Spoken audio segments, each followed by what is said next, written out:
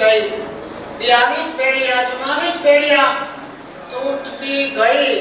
इसके पीछे एक टेक्नोलॉजी काम करती है। अरे भाई ऐसे कैसे लोहे की बेड़ी टूटती है भाई, ये तो कोई दंत कथा है। आज का युवा ये मानने को तैयार नहीं है, लेकिन इसके पीछे एक स्पिरिचुअल थेरेपी भी है और एक अल्ट्रासोनिक थियरी ट्रीटमेंट भी है।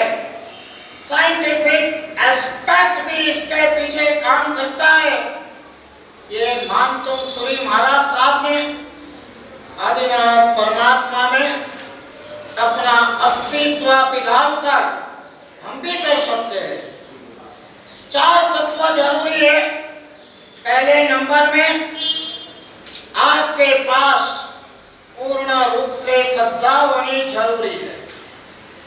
दूसरे नंबर में आपके पास पूर्ण रूप से एकाग्रता होनी जरूरी है। तीसरे नंबर में आपके पास पूर्ण रूप से शुद्धि होनी जरूरी है और चौथे रूप में आपके पास तन्मयता होनी जरूरी है। मेरे परमात्मा के ध्यान से कुछ भी अशक्य नहीं है। दुनिया में ऐसा कोई तत्व नहीं, ऐसा कोई रोग नहीं, ऐसा कोई भय नहीं, ऐसी कोई तकलीफ नहीं, ऐसा कोई संकट नहीं, ऐसी कोई मुश्किल नहीं, ऐसी कोई आफत नहीं, ऐसा कोई विघ्न नहीं जो परमात्मा की भक्ति से, परमात्मा की एकतांता से और परमात्मा के प्रति श्रद्धा से दूर ना हो। आपको पता होगा जो जिने भक्ते नवी थायु ते बीजाथी नवी थाई। परमात्मा की भक्ति में यदि कोई कमी होगी और आपका काम नहीं होगा तो दुनिया में कहीं भी आप भटकोगे, आपका काम कहीं भी नहीं होगा। चाहे कहीं जाओ तो चद्दर चढ़ा दो, चाहे कहीं जाकर तेल चढ़ा दो, नहीं होगा। परमात्मा की भक्ति से जो नहीं होगा वो कहीं से भी आपका कार्य नहीं और नहीं ही होगा। मानतुंग सूरी महाराज जिनकी बेड़ियां टूटी थी, वो मानतुंग सूरी महाराज साहब ने एक स्पिरिचुअल एक्सपेरिमेंट किया था। परमात्मा के प्रति अप्रतिम श्रद्धा तो थी ही, परमात्मा के साथ एक में हो गए थे। अपना अस्तित्व जिन्होंने पिघाल दिया था, जीवन में परम शुद्धि भी थी और परमात्मा के साथ तन्मय हो गए थे। जब परमात्मा के साथ आप तन्मय हो जाते हो, अब एक प्रक्रिया का प्रारंभ होता है। अब मेरा कोई स्वतंत्र अस्तित्व नहीं है, मैं खुद परमात्मा मैं हूँ। और जब आप खुद परमात्मामय हो जाते हो तब जो भी आपके शब्द निकलते हैं उसको अश्राव्य ध्वनि कहते हैं। अश्राव्य ध्वनि, और जो ये अश्राव्य ध्वनि होता है इसकी ताकत हजारों एटम बम से भी ज्यादा होती है।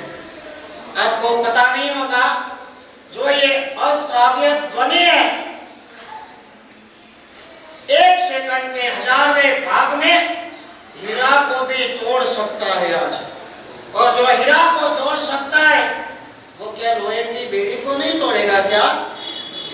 महज श्रद्धा का विषय है ऐसा भी नहीं। जैन धर्म पूर्ण रूप से साइंटिफिक भी है।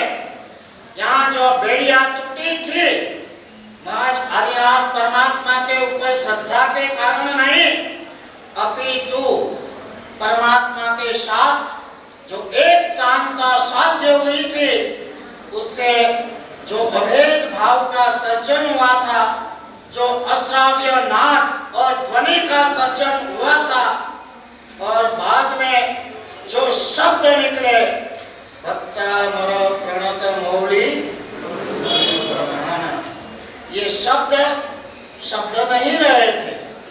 ये शब्द अश्राव्य ड्रिल्स के रूप में बहुत एटम बॉम्ब से भी ज्यादा एक प्रभावक तत्व बन गया था, जिन्होंने लोहे की बेड़ी तोड़ दी थी। भक्तामृत स्तोत्र का एक एक श्लोक नहीं, एक एक शब्द भी प्रभावक है, मंत्राक्षर स्वरूप है। भक्तामृत स्तोत्र में क्या है, इसकी बजाय यही कहना पड़ेगा कि क्या नहीं है। पूर्ण रूप से मंत्र स्वरूप है, पूर्ण रूप से यंत्र स्वरूप भी है और पूर्ण रूप से तंत्र स्वरूप भी है। मंत्राक्षर यानी कि अक्षर का संयोजन, और उसके बाद जो बनता है कागज में, लोहे में, उसे यंत्र कहते हैं, और जो शास्त्र में लिखा है आगम में, उसे तंत्र भी कहते हैं। ये तीनों का संयोजन जब मिलता है तब एक अनोखा सर्जन, अनोखा चमत्कार ये दुनिया में सर्जित होता है।